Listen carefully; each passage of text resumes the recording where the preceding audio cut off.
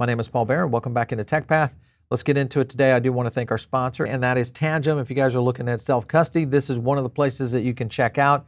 One thing about Tangem that I think you're going to like is it's super easy to set up. This is a hardware wallet that comes in the form of a credit card style. It works with a mobile device, and of course, very simple and super secure. One thing that we have going on right now with Tangem is we've got a 20% discount going on. They're extending that discount on through December the 8th. So you have till December 8th using our link right there, PBN, to get that 20 off, and you guys are good to go for that. All right, let's go into a couple of points right now. I want to kind of zoom in on what's happening within the AR/VR market. One of the things that has been happening is XREAL. Remember we talked a little bit about the XREAL glasses some time ago. And what XREAL has done is they've advanced into a new chip that really starts to change things on it. And when you look at the XREAL One website, it shows the process of how this is working. Let me show you the before and after real quick. So you can kind of see how GPUs are being used. There's the glasses over on the right.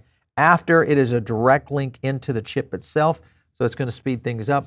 Basically what this means, very bullish for XR glasses. All right, one other thing on the XREAL website, if you go over to the top of their website, you can kind of see something that is very unique, and that is that you're not going to be tethered to additional devices. This is going to make it very simple to use, and really, when you look at this compared to what we've seen with the Meta Quest, the early stage of what we've seen with what Meta is doing on their glasses, even if you go into the Ray-Bans, this is definitely going to be one that will start to change things up a bit. If you go over to their Twitter account, that's not all. We're taking this AR revolution even further with a range of accessories. So all of this, again, designed to be able to advance. You'll notice right there on that clip, I don't know if I can zoom in on that a little bit, that's a camera that clips in right into the glasses themselves. You can kind of see it right there. That right there is going to make it even more advanced in terms of how this will help a variety of different platforms out there. And one of the platforms that could help is going to be OVR, and I'll explain that in a second. All right, so one thing to take note here is that AI agents have been really starting to ramp up on Solana. Mawari on Solana, this is a project that we've had on before, is starting to go in this direction around AI agents. So this is another advantage that kind of lends into all of this trend going forward. Remember, this is the video that we actually did this 2 months ago, spatial computing and streaming. This was the Mawari team. And again, this gets back into following the trends. Let's jump over to how this is trending in terms of real life. And this is the sales numbers. If you look at the Meta Quest and the Meta Quest 3, you'll see massive amounts of these are being sold. Look at that data right here, the Quest 3 estimated sales around 730,000 from launch through Cyber Monday. This is probably going to continue to climb.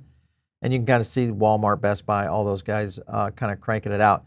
And Best Buy is even starting to leverage down. So they're giving $75 gift cards. Again, this makes this most likely the go-to holiday gift. And what is that going to do? It's going to expose people to all of this massive growth in AR and VR.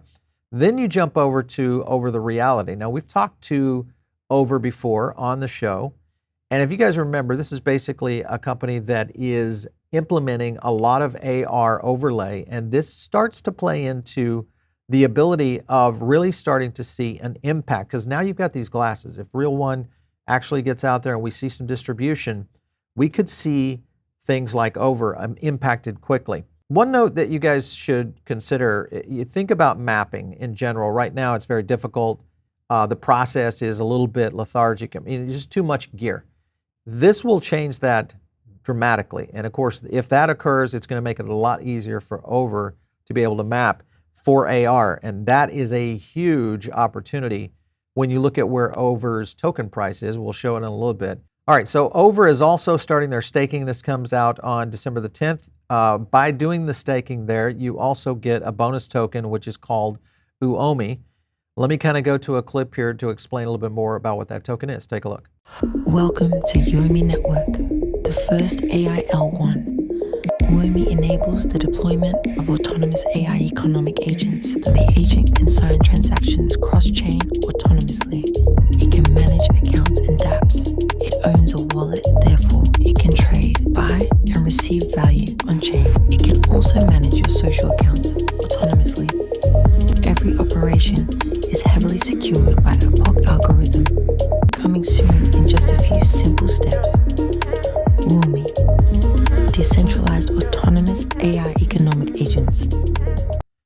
All right, so as you can see, these are AI agents. This is going to get very involved, I think, in crypto in general. If you look at their website, you can kind of see what they have planned. So right now we have a Twitter agent, Telegram, Oracle's, DAO agents, digital artist agent, etc., gaming agent, all sorts of things as an NPC. So what does this mean? This means lots of growth, opportunity in AR/VR, and who are the projects that are going to be able to benefit from this? Well, some of them are going to be things like Render and Over, and that is kind of what we're leaning in on. I want to go to another thing. This is a clip talking about where AI agents potentially could go in this cycle. Take a look. Are we still hyped, Konstantin? We are definitely in an AI hype cycle. 2022, 2023, we're really about large language models and answering questions, and 2024 has been the year of agents. That was 2024 for AI. It was all about agents. 2025 and beyond likely will be about swarms of AI agents, networks of AI agents, them working together and maybe even against each other to some result. This is going to get interesting, so be on the lookout for this. Just as a reminder, this is where you can jump in and stake and be able to get to this token. So over on the Over site, no pun intended. Another thing to take a look at is what has other AI agents been doing in terms of performance? Well, here's Virtuals. This is one that we've seen over the last few weeks, but this is the all-time growth right here. So again, another big explosion in AI agents. I don't think it's going to stop. I think we're going to see a lot more of this going through. So last up here is, again, just as a reminder, you can get this on Base, so very easy to get it in your Coinbase wallet. Just need USDC on Base. Boom, you're ready to go. And it's a discount, so that's the cheapest way to go that route. One other point I want to make here, this of course is Mark Zuckerberg, seeking an active role in the tech policy for Trump, so and his administration. So he's seeking to influence the tech policy in the incoming administration. Most likely that could mean we could see some crypto policy starting to slide into what Meta is doing overall. So there is definitely a strategy that is starting to work itself out here. All right, so let's take a look at the chart real quick, just to take a quick look at where Meta has come from. This is the weekly, and it has recently, over the last little bit, really started to accelerate from around 580 up to around 620 right now. So this is another big advantage. Again, remember that Meta is the benefactor of what's happening in the AR field, and of course, we could see AI play a role into this. Obviously, crypto will play a role in this, and then what is the center pin around this? Render. One last thing I want to hit on with Render is the amount of proposals, because they have not had a lot going on. If you'll notice right here, this one was done back in May of this year. That was the last one. All of a sudden, we get 16, 17, and 18, all of these all landing at the same time. A lot of new advancements, a lot of things happening within the Render ecosystem.